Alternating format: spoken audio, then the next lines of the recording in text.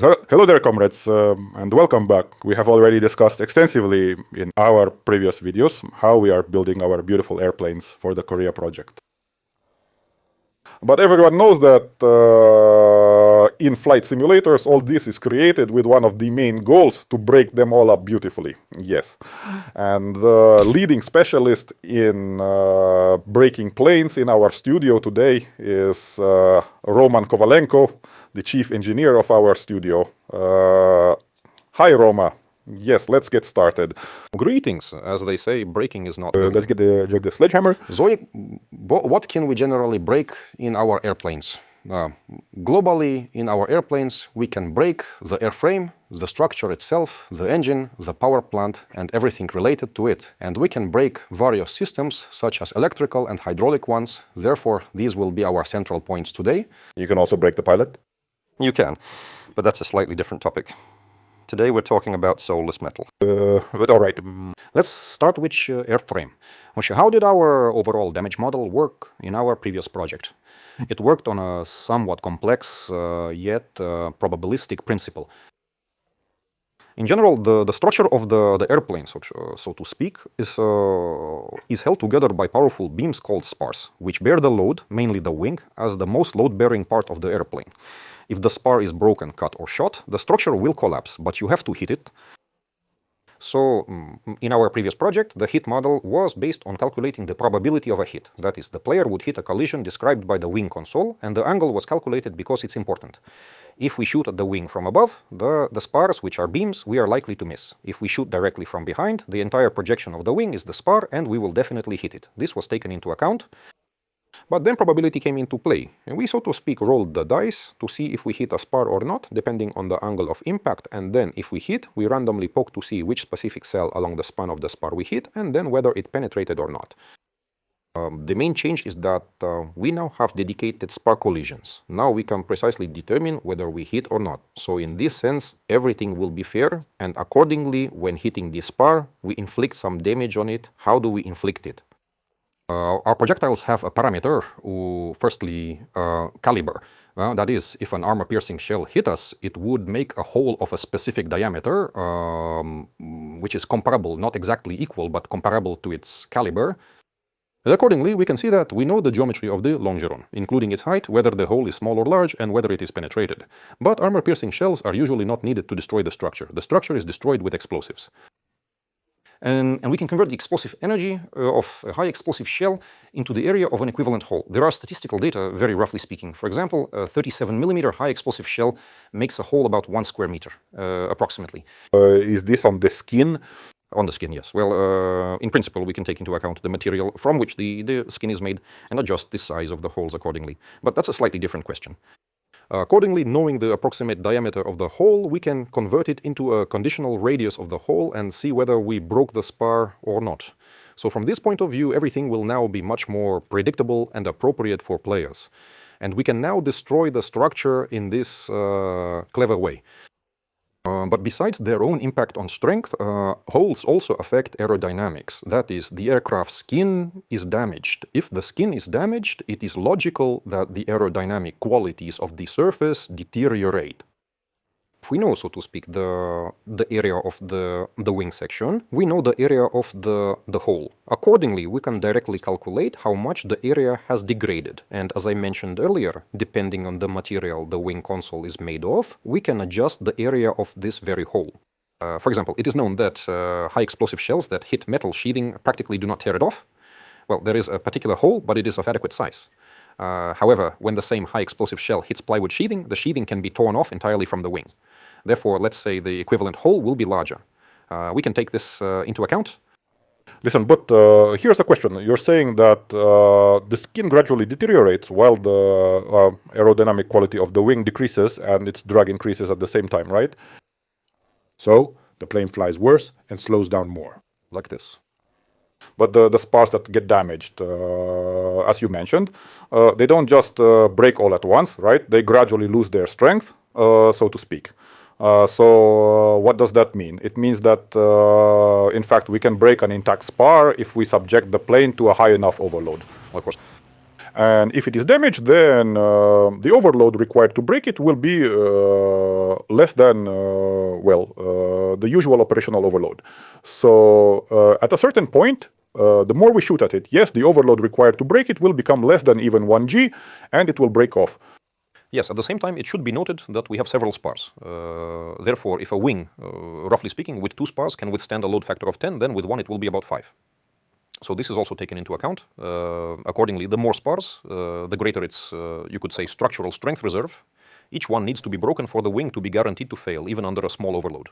And here, as I understand it, the fundamental difference will be that when you hit a wing in great battles, and, according to the probabilistic model, it was calculated that we hit the spar, then each time there will be a loss of this residual strength, right? It's even trickier there. And now in Korea, it turns out that you need to hit different spars to finish it off completely. We were rolling a die to see which spar we would hit first in great battles. Like this? We could accidentally hit the same one, but now in the new sim, we will specifically hit the spar that the projectile hit. Well, to be honest, on large numbers, right? Like when you perform 100 engagements, the probability of shooting off a wing, it won't change all that much, right? Yes. But it will more closely match the exact point where we hit the picture we observe, especially since in great battles we already have the visual damage at this spot of a hit. Exactly, yes. So in principle, the previous model was adequate, but there is always room for improvement. I would even say more, there is room for improvement with this new model too. With our current one, we even know what to improve further. For example, we can calculate the impact location more precisely along the span of the spar. The sky is the limit, as they like to say. And what about hit collisions in the control lines? It will be in. And this is also a significant step forward because previously our control damage was statistically random. Now this randomness will practically disappear. Now that our control wires and cables have collisions, we have to get to where the lines actually run to damage them. And as I remember, if there are hydraulic, pneumatic, and electrical actuators on the plane, you can hit them too. Yes, for actuators, especially large ones, we now have dedicated collisions so that a particular actuator can be damaged directly. Yeah, for example, you can have an actuator for an electric radiator flap. Okay, well, let's probably talk about our favorite topic, about how player controllable vehicles drive technology. Yes, tanks have advanced technology in terms of aesthetics. We have this thing now, special objects that can detach from the aircraft when damaged. If the airplane were to break into physical parts, such as when we shoot off a wing or landing gear strut, this would be a so-called hole, the physical part of the airplane, which is quite heavy in calculation. Now, when a plane is hit, there are special objects like engine covers, hoods, and hatches that can fall off. They exhibit physical behavior overall, including flying, tumbling, falling, and lying on the ground, but they don't fully burden the physics as they did before. And there will be, quite a lot of such objects on each plane, a diverse selection of objects. That's why the visual damage will become much more beautiful. It has finally become possible to tear off the hood. That's exactly how you can look under the hood of the plane. That's right. Strangely enough, this is precisely why we have now started creating a more detailed visual model of the internal structure of the airplanes we are building. You can see this in the previous screenshots that we have shown our viewers in earlier dev blogs and videos. That's actually the reason why we did it. And of course, to show off as well. And there will also be a neat little feature. You will be able to dent the plane at specific points. When landing on your belly, like the Mustang's protruding radiator, the radiator will slightly crumple and dent. And here we smoothly transition to the visual representation of damage on the aircraft. What has changed in this regard? Well, we already have damage decals. Now working with them will be a bit more convenient and precise. But we also have this beautiful three-dimensional fragments of spars. That is, if we used to break the wing console, it showed some parts sticking out, the structural set. Now they will be beautiful, bent, twisted. Moreover, they will not only be visually twisted, but also, so to speak, if we fall to the ground with this fragment of the plane, it will rest on the ground with all these twisted parts, and it will look beautiful. Again, it will be added in some places when damaged. The skin starts there. Yes, it will also look quite beautiful, such as detached panel sheets along the rivets or, for example, torn edges and holes. And accordingly, the higher the speed, the more the pieces will flutter. Yes, and basically fundamentally new level of art direction in the rendering of the aircraft's damaged textures, right? Yes. Well, here we will smoothly transition probably to the damage of the propeller engine group. Yes. To the jet engine too? Yes. Well, if we start with the usual piston engine, our damage has become much more varied. Previously, the general damage scheme was that the engine, so to speak, had a bucket of friction poured on it, and therefore it became harder for the engine to rotate, and it lost revolutions. However, the engine also had a mechanism with a specific limit of allowable revolutions. If exceeded, the engine would get damaged due to the same friction. If the engine was hit, this limit was lowered, and at some point an avalanche-like process began. And basically, that's where the engine damage mostly ended. But we have expanded all this. Now our engine is divided into units. We can knock out cylinders in the engine. This is especially relevant for air-cooled engines. That is, the engine will lose some power, but there won't be this very avalanche-like process of the engine dying. We now have separately damageable units like a gearbox and a supercharger. For example, if the supercharger is hit, its efficiency will simply decrease and the boost will drop. Meanwhile, the rest of the engine will continue to operate. And damage to the propeller blades, by the way, will also show visual changes in this regard. Damage to the propeller control mechanism and control wiring. And previously being hit by bullets did not damage the propeller? Yes, now it will. Accordingly, shaking, vibration, and loss of thrust will be taken into account. As you said, it will be possible to damage the engine and propeller control. Moreover, there are now scenarios where the control either simply jams, or, so to speak, the control rod breaks, and in the engine itself. The control linkage is often spring-loaded. After failing, it will jam on one of the stops at max or minimum throttle. This is also possible. This might happen not only to the control of the supercharger, but also separate damage, for example, the control of the RPM. That's right. At the same time, you can damage both the control of revolutions and the revolution regulator. The propeller will, roughly speaking, get stuck in a specific position. So it can still be used, but... Yes. So there is a very wide variety of combat emergencies. What will happen to the engine if it gets hit in different places? And with all this, most likely, for the player, it will be about heroically flying home with all this. Here, in my opinion, this is a long-awaited variety. It's really interesting. On one hand, the engine is kind of dying, but it's not very predictable anymore. Well, and again, we are laying the foundation for further improvement of this system. That is, modules can be configured differently on different aircraft to lead to varying types of damage. For example, depending on whether the propeller control mechanism is hydraulic or electric, hitting the regulator can have different consequences. This can also be taken into account. We are, of course, also getting jet engines. Yes, I just wanted to ask so much about the piston engine. And what will we have for the jet engine in terms of damage? So, the jet engine is created in advance using, one might say, a modular scheme. That is, it is divided into several such units. Let's call them that. These are the air intake, compressor, combustion chamber, turbine, and the pipe with a nozzle. Each of these units receives airflow parameters, pressure, temperature, and speed, and then transforms them internally before passing them on. So we can observe how all these parameters change along the engine's path. Accordingly, for the engine, it's essential to maintain temperature and pressure and generate thrust at the output. So, since each of these units is conditionally independent when something enters each of these units, we can somehow change its operation. Here, we refer you to the previous briefing, well, not the previous one, but an earlier one recorded with Sasha Mironov. Yes. In detail, we talked about the physical model of the jet engine there. Follow the link and you'll see everything in detail with diagrams and pictures. Right. Why am I reminding you of this? Because now it is also done to make it interesting to damage the engine. We have a compressor, for example, which has a specific compression ratio, a design feature. Upon impact, we can reduce this compression ratio, deform the blades, and accordingly, this will naturally affect the entire engine path. We had the combustion chamber disabling part of it, which naturally affects the rest. We pierce the pipe with a nozzle, once again resulting in pressure loss. Among the combustion chamber, well, for jet engines of that era, it was characteristic that there was not a single circular. The combustion chamber, yes, and there were many chambers arranged radially and on the engine with an axial compressor, like on the Saber's J47 or something. Yes, quite. So not on the MiG-15 or the same F-80, where there is a centrifugal compressor. The combustion chambers are still arranged radially. There are many of them. They are clearly visible, and maybe each of them can be damaged, right? Yes, for this purpose, the collision is divided into blocks to make it all the more interesting. And you can still try to fly with this. Of course. Or not like how it will die in any case in a minute. Therefore, we aim to lay out such a diverse system in advance to make all of it interesting and fair.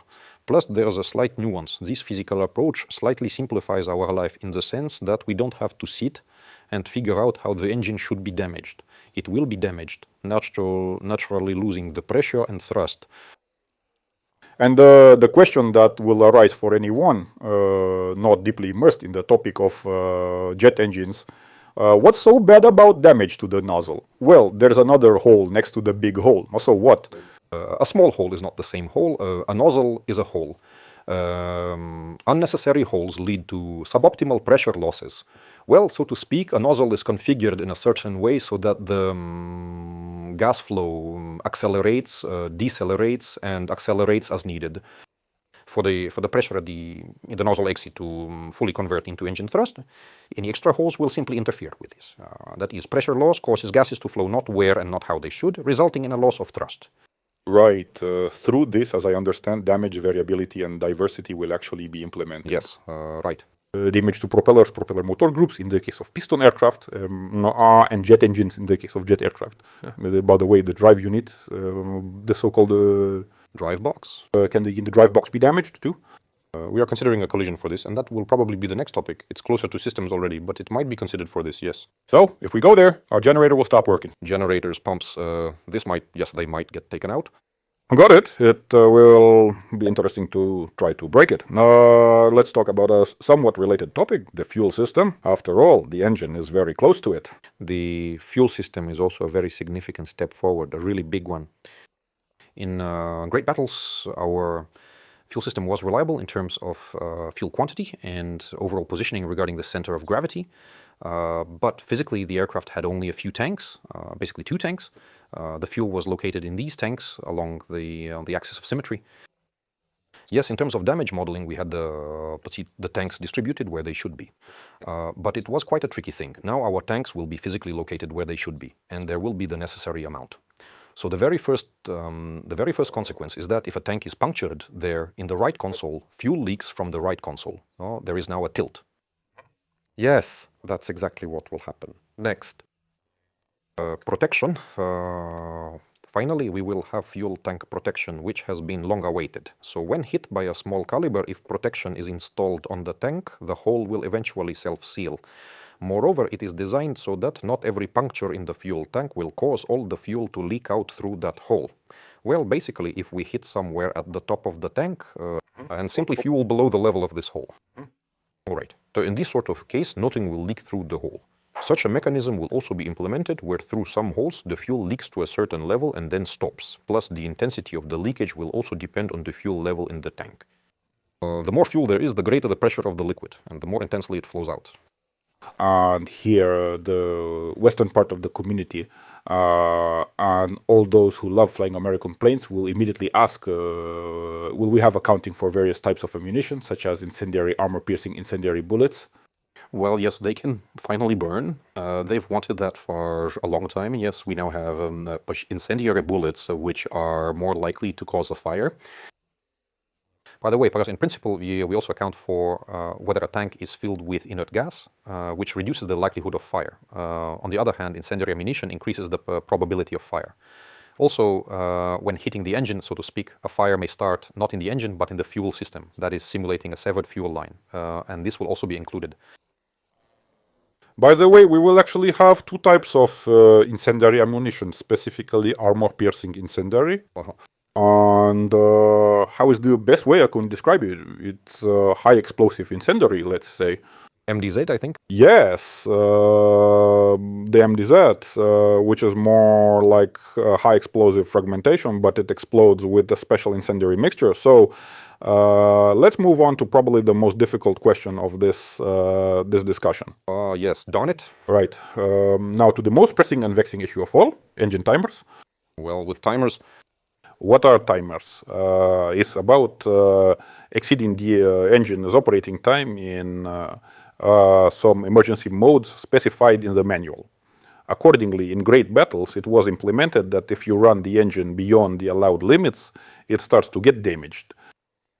yeah, so here we have an idea on how to move away from this because, well, you can't ignore the flight manual limits. Yeah, the engines which had a 10-minute limitation were often run on a test stand for days. That's all clear, but still, a limit is a limit, and you can't ignore that.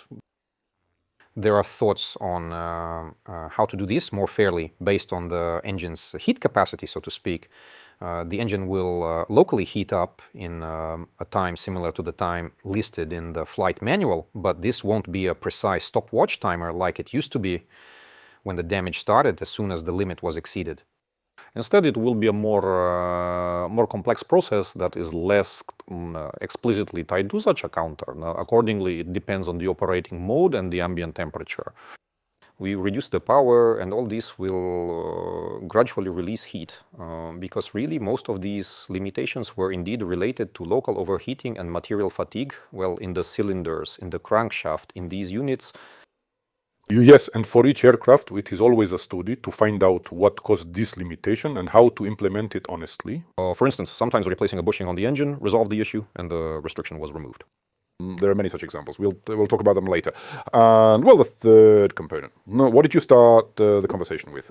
There are three main components of damage: the airframe, the engine, and the system. That's right. The system, for example, if it's electrical, it just exists. However, this isn't very interesting since you simply turn on a light bulb or a generator. It usually turns on normally and works like that for the entire flight. That becomes more interesting only when you can break this light bulb, generator, or battery, or radio, on one hand. On the other hand, you can't just take something and break it to affect the plane. The system itself should be modeled. Exactly right. Therefore, the root cause of simulating systems here is, in a sense, damage modeling. And conversely, damage models are a consequence of the additional systems emergence. Let's cast a line into the distant future. The emergence of systems is essentially the key to the possibility of entering clickable cockpits someday in the future. Yes. Because there is no point in making clickable cockpits if you haven't implemented, for example, the entire electrical circuit of the plane, where pressing each fuse will disable something. Yes. So what is a system in general? Let's take the same electrical one as the most understandable example. In the airplane, we have power sources. That's the generator, the battery, and there are its consumers, various lamps, radios. Pumps. Pumps, yes, anything. There are some auxiliary units, such as a converter. But generally speaking, we have a source and a consumer. It's all connected by lines and wires. Accordingly, they are also connected to each other. These can be quite complex circuits. Accordingly, for the consumer to work, the source needs to work. The same generator must know something about the engine's revolutions, to start generating some current. Then it transfers this current to the consumer. The consumer can somehow transform this current voltage and current strength to pass it further. At the same time, they are connected by a wire. We must specify the location of this wire in the airplane so that it can be cut. And in this way, we can describe the airplane system by specifying the consumers as mentioned, such as a radio, a pump, a cabin light, etc. We turn them on, and the current parameters naturally change, which can be reflected on the instruments. Accordingly, something works. At the same time, something gets damaged. Similarly, hitting the generator can immediately shut down the entire circuit. Well, if we don't consider the battery and everything else, hitting a unit like, for example, a distribution box. In the airplane, there is an electrical panel and a distribution box. Hit there can cut off several lines. Some things will keep working while others will be interrupted because the wire is cut and the entire chain shuts down, and so on. In reality, it sounds quite simple. It's a very logical thing if you draw it on paper. But it's a very tricky thing for programming because you have to take a lot into account immediately. First, so that it can be conveniently assembled, so to speak. Assign blocks and assemble these blocks so that they can be connected to each other, connect wires between them, attach them to hit collisions, make a template for control, as was mentioned earlier, ensure the output of information to instruments there to consumers. And therefore, the system is indeed one of those guaranteed tasks. Circuitry. Yes. It's a whole science, by the way. Well, yes, and we will have systems implemented, including electrical and hydraulic systems. And basically, the pneumatic system is somewhat simpler. I think we already showed a bit of the hydraulic system's operation when the landing gear strut was deployed. Well, there's more from the perspective. However, this will also relate to damage to the hydraulic system. We can break the lift, the hydraulic cylinders, the hydraulic accumulator, and the pump. For instance, if we don't have a pump, our hydraulics will eventually stop working due to the lack of pressure over time. Exactly. With the electrics, as I mentioned, if we hit the distribution panel, for instance, half of the plane shuts down. On the other hand, we have the opportunity, for example, to control the battery. That is, we can turn on the power for the entire plane at once. Basically, in great battles, there were some, well, you could say precursors of this system, but they were exactly precursors like that. Not only the systems, but we have the wheels too. About the wheels, yes, which wasn't there before. You can rupture the tires. Yes, and this greatly increases the variety of landing situations. At the same time, the tires can be damaged both in the air and from a rough landing. That's right. All right, so let's go ahead and start wrapping this all up, right? This is all a new experience for us, everything we're doing now, right? So with that said and in mind, are you confident that we can handle all of this? Well, I usually try not to talk about things I'm not sure about. So basically, we have some more ideas that you'll find out or see later. But overall, yes, it's all being tested now and it works in a basic form. So yes. I've come across opinions in discussions of previous videos that we are taking on too much. Well, on one hand, it might be a lot. But on the other hand, what's the point of taking on too little? Here, we still want to make it interesting. Exactly. I'm tired of trailing behind. We want to lead the industry finally. And on this note, let's go ahead and probably wrap up today's episode. Thank you all very much for watching this episode with us. We will also dedicate a certain amount of effort to highlighting this topic for you. Because in fact, the topic of aircraft damage modeling is one of the central ones in any aviation simulator, no matter how you look at it, right? Right, so follow our channels on YouTube, Discord, Reddit, and Facebook. Oh my god, where else? Yeah, Twitter, also known as X. Please like this video. Stay in touch. Thank you.